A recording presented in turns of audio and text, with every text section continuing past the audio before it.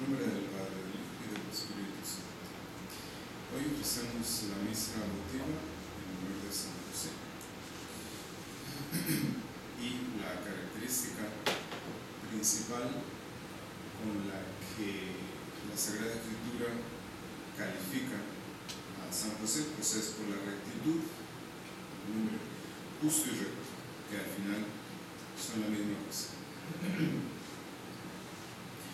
Y la rectitud o la justicia, en este sentido, pues significa lo mismo, y significa simplemente que haya rectitud de vida, de actuación, es decir, que sea la misma persona cuando reza, la misma persona cuando habla, la misma persona cuando ama a los demás, cuando trabaja, que no haya separación entre la fe y la vida. Entonces, la tentación más frecuente con la que el demonio ataca a los católicos, pues es en hacer esta separación entre la vida ordinaria y la oración de todos los días. Porque en la oración uno puede estar bien. Sí, de hecho, el demonio puede hacernos sentir que todo está bien en la oración, que no tenemos ningún problema en la oración. Pero ya cuando se analiza la vida, pues son otras cosas. Entonces, por eso podríamos nosotros a veces contarnos entre los que nuestro Señor dice cuando dijo que no todo el que me dice Señor, Señor, entrará en el reino de los cielos. Es decir, que podemos orar muy bien, pero estar volviendo a las mismas faltas habituales para continuar después satisfaciendo nuestros propios gustos, nuestras propias aficiones. Sí, esa es una tentación la más común de todas. Entonces, decir que en cierta forma yo les puedo decir que el demonio puede dirigirles toda la vida espiritual a ustedes si ustedes no ponen atención. Sí. Ya después les hablaré de otra cosa, pero para darles un ejemplo, ahí tenemos el ejemplo de esta religiosa abadesa de un monasterio en España, 40 años de vida de santidad, 40 años de santidad dirigidos por el demonio, la vida de Magdalena de la Cruz. Sí. Entonces, lo que el demonio más hace es separar la relación con Dios y la vida ordinaria. Si no hay unión entre la oración y la vida ordinaria, nosotros nos estamos engañando a nosotros mismos. Pues muchos cristianos pueden orar durante largas horas, hacer todos los días su meditación, su lectura espiritual, su examen de conciencia y entregarse a un sinfín de ejercicios y prácticas de piedad. Pero a pesar de todo eso, continúan siendo en su conducta práctica adustos, egoístas, descomedidos, amigos de sus comodidades, de sus vicios. Rezan mucho, pero después en su vida ordinaria se descomponen y se desesperan por cualquier pequeñez. No saben dominarse a sí mismos, están llenos de pereza en su trato con los demás, en su cerebro no bullen más que prejuicios contra los demás, son poco caritativos en sus juicios y en sus palabras, murmuran de todo, critican todo y a todos. Esos no son los frutos de la oración. Evidentemente que no. Una oración como esa no puede ser verdadera, no puede agradar a Dios y no agrada tampoco a los demás. Entonces, el que en sus oraciones se contente con decir Señor, Señor, no alcanzará ninguna bendición divina. Por eso dice nuestro Señor que por sus frutos los conoceremos. Dios exige de los que hemos sido incorporados a Cristo frutos verdaderos. Ahora bien, el fruto verdadero es hacer la voluntad del Padre que está en los cielos. La vida práctica es la mejor prueba de la oración verdadera. ¿Sí? Es decir, pueden ustedes tener la mejor vida espiritual, pero para ver qué tan buena está, hay que ver la práctica. ¿Sí?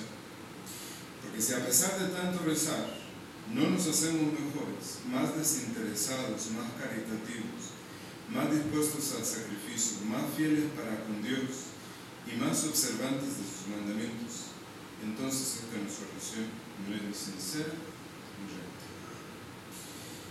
Si no nos volvemos cada vez más fuertes, más animosos, más dedicados a luchar contra nuestras inclinaciones desordenadas, contra nuestros afectos ordinarios, si no nos hacemos cada día más pacientes, más benignos, más caritativos con nuestros hermanos, más indulgentes con las debilidades y los defectos de los demás, si no progresamos constantemente en la humildad, en el aprecio de la propia vocación o en el fiel cumplimiento de nuestras obligaciones, nuestra oración no existe.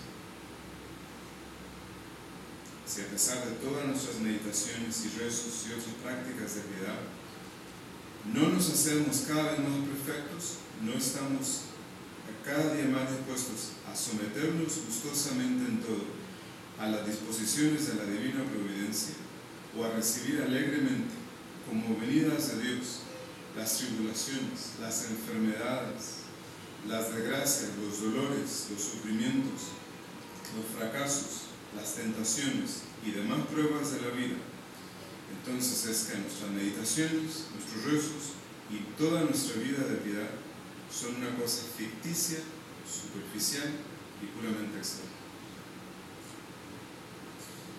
Sí. Para darles un ejemplo. El demonio, una de las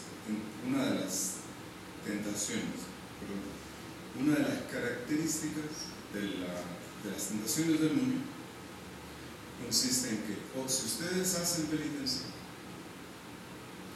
hagan más penitencia. Hagan penitencia sin confesárselo al director espiritual o al confesor.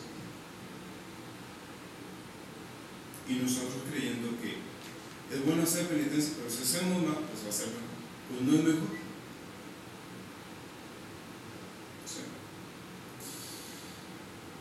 La verdadera oración, la verdadera piedad, impulsa forzosamente y cada vez con mayor urgencia a someterse siempre y en todo a Dios, a no ver en todas las cosas y sucesos de la vida más que la voluntad y el agrado divino, a secundar constantemente y por encima de todos los deseos y las órdenes de Dios, aunque para ello haya que vencer antes las más obstinadas resistencias de nuestra naturaleza. Entonces, la ley fundamental, la más sólida base y profunda de la verdadera oración, de la verdadera piedad, es el amor. El amor a Dios y el amor al prójimo. Así como amamos, así rezamos, así vivimos. Nadie puede vivir mal, dice San Agustín, y vivir bien. Nadie puede vivir mal y rezar bien. Y rezamos como vivimos, no al revés. Rezamos como vivimos. Entonces, amar a Dios significa estar sinceramente dispuestos a cumplir en todo su santa voluntad. Entonces, la verdadera piedad no consiste en hacer muchas cosas, o muchos ejercicios piadosos, o en rezar muchas oraciones y durante largas horas. La verdadera piedad consiste en una recta y continua disposición de la voluntad para recibirlo todo como venido de la mano de Dios y ordenado por su santa voluntad. Esta disposición, esta actitud de la voluntad debe dominar y determinar toda la actividad, toda la vida del hombre.